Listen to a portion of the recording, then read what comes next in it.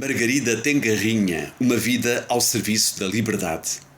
Oriunda de uma família da classe média alta, Margarida Tengarrinha, 1928-2023, nasceu em Portimão, no Algarve.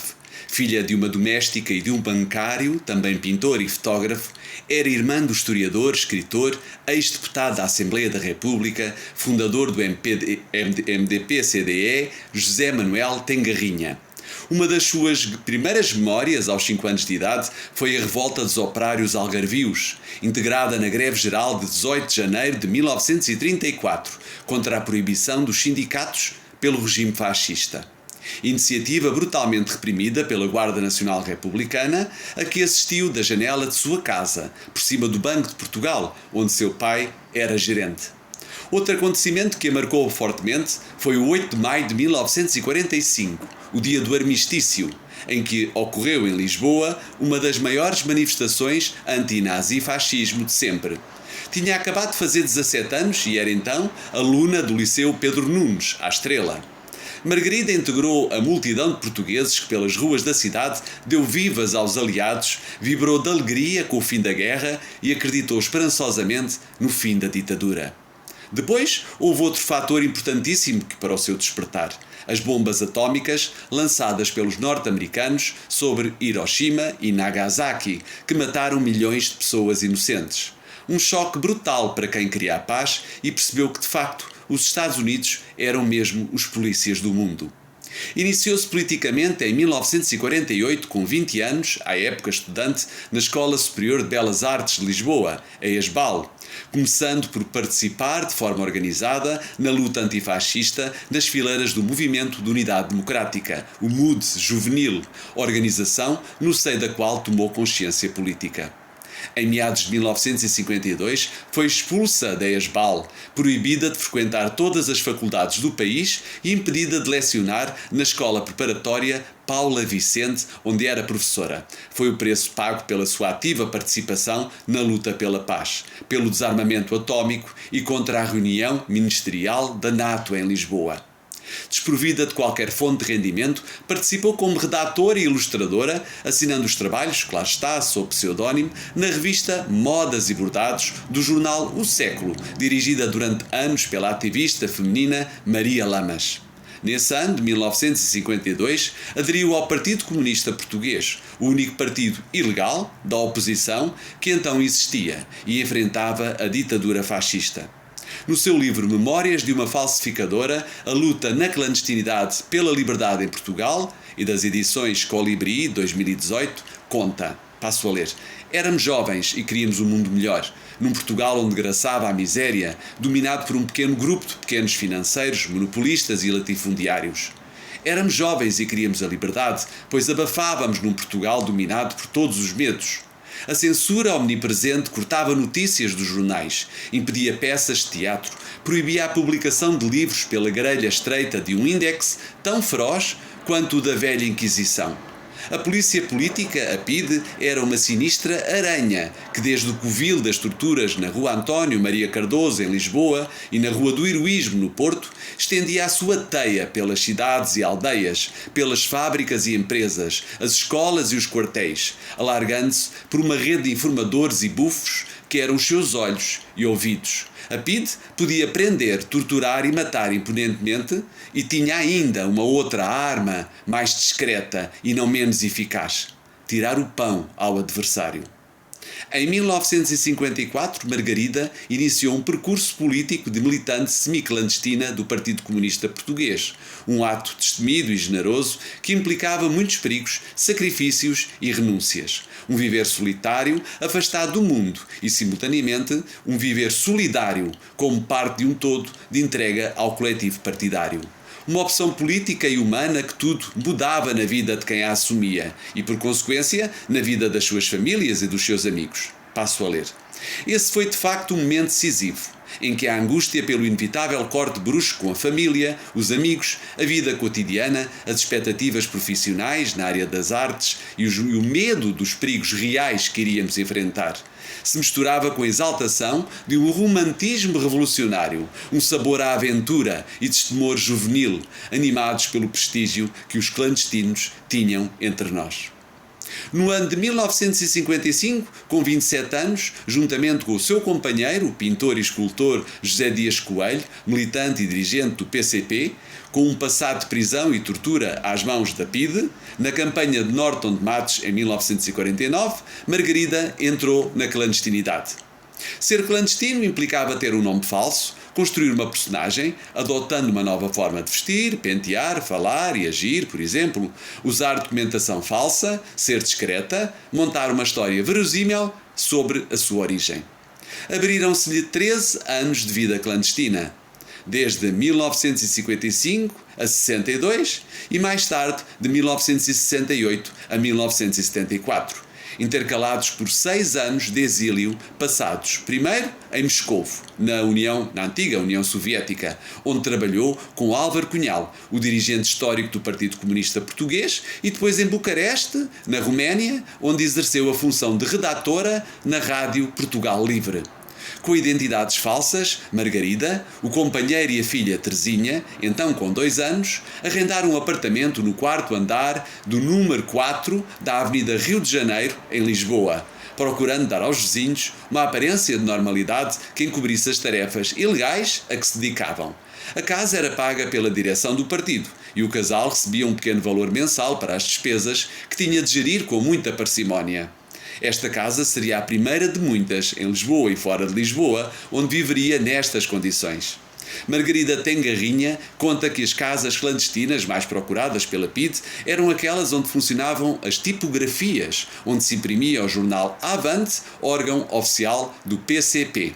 Eram muito duras as condições de vida dos clandestinos. Tinham de ser muito disciplinados, enfrentar com valentia as exigentes provas de resistência a que eram submetidos. E viviam muito isolados, confinados em casa, com raríssimos contactos, para além do que mantinham com algum camarada controleiro. Controleiro era o responsável político por aquela organização ou tarefa que os visitava regularmente e de um pequeno aparelho de rádio, sua única ligação com o mundo exterior. No seu livro de memórias, Margarida não cessa de repetir quanto deve, e todos devemos, passo a ler, às muitas centenas, talvez milhares, de pessoas que, ao longo de quase meio século, conscientes do perigo que corriam e vencendo o medo com coragem e generosidade, abriram as suas casas, deram guarida, serviram de refúgio aos perseguidos, transportaram nos seus carros e apoiaram de variadíssimas formas os militantes clandestinos e o seu partido, o PCP.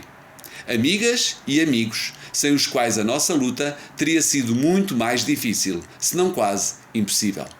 Entretanto, quando a filha tinha 5 anos e meio, tiveram de separar-se dela, entregando-a aos cuidados de uma tia paterna. Era um terrível sacrifício que os casais na clandestinidade, com filhos, tinham de passar em virtude de não privarem as crianças de um crescimento normal. Margarida foi entre muitas outras tarefas políticas que desempenhou, ela foi membro da Comissão de Assistência aos Presos Políticos, responsável pelo boletim interno das camaradas das casas clandestinas do partido, a Voz das Camaradas, membro da Comissão de Redação do jornal Avante e uma competente falsificadora de documentos de identidade. A sua casa transformou-se numa oficina de falsificação de documentos. Usando os seus conhecimentos na área das artes plásticas, falsificou bilhetes de identidade, passaportes, cartas de condução, licenças de bicicleta que seriam usados pelos camaradas da luta para dar cobertura às atividades dos militantes clandestinos.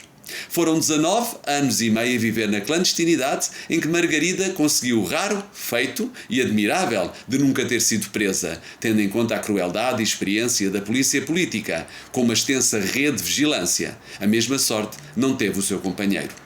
Em 1961, José Dias Coelho, então com 38 anos, foi morto a tiro por uma brigada de rua da PIDE. Encontrava-se em missão ao serviço do partido quando foi interceptado pela polícia política que o assassinou na Rua da Creche, que tem hoje o seu nome, junto ao Largo do Calvário.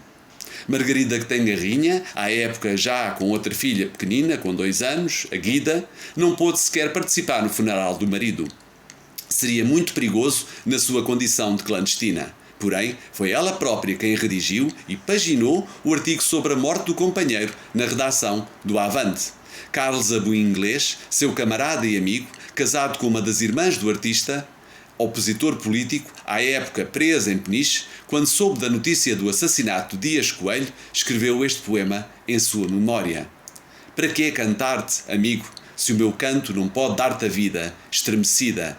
Para que chorar-te, amigo, se o meu pranto é gota de uma dor tão sem medida?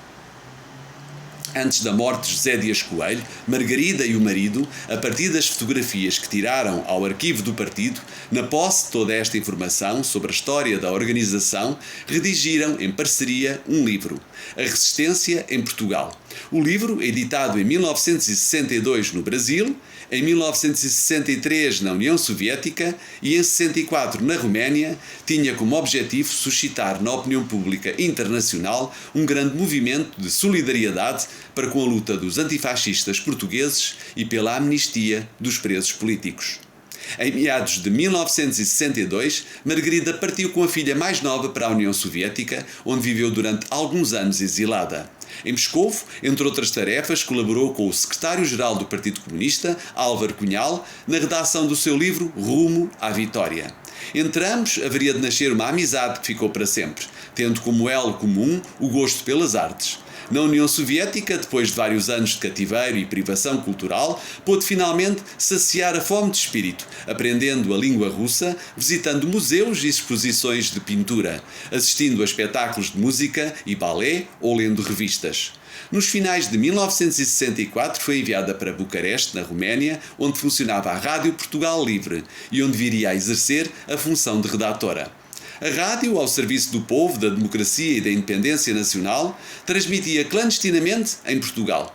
A nossa tarefa, diz ela, Margarida Tengarrinha, essencial era transmitir informações sobre a situação nacional e as lutas económicas e políticas desencadeadas no nosso país, vinculando, e muitas vezes tendo que interpretar, a análise e orientação do partido sobre estas questões que nos chegavam pela via partidária, mas também pela leitura de vários jornais portugueses que recebíamos com bastante rapidez através da Biblioteca Nacional Romena. No ano de 1968, Margarida regressou a Portugal, voltando a viver como clandestina. 2 anos depois, assumiria a relação com o camarada do partido Carlos Costa, ficando encarregue de tarefas na direção regional do PCP no Porto, mantendo a sua colaboração no jornal Avante. Até que um dia se deu o 25 de abril de 1974. O dia por que tanto esperou, o dia que poria fim aos 48 anos em que este país viveu amordaçado, privado de liberdade e democracia, limitado de direitos fundamentais. Como escreveria a poetisa Sofia de Melbrenner, esta é a madrugada que eu esperava, o dia inteiro, inicial, inteiro e limpo, onde emergimos da noite e do silêncio, e livres habitamos a substância do tempo. Depois da Revolução, Margarida Tengarrinha foi membro do Comitê Central do PCP e deputada do PCP à Assembleia da República, pelo Algarve. Mais tarde, foi professora de História da Arte na Universidade Sénior de Portimão. Morreu aos 95 anos, depois de uma vida inteira ao serviço da liberdade. Gratidão, fique bem e até à próxima.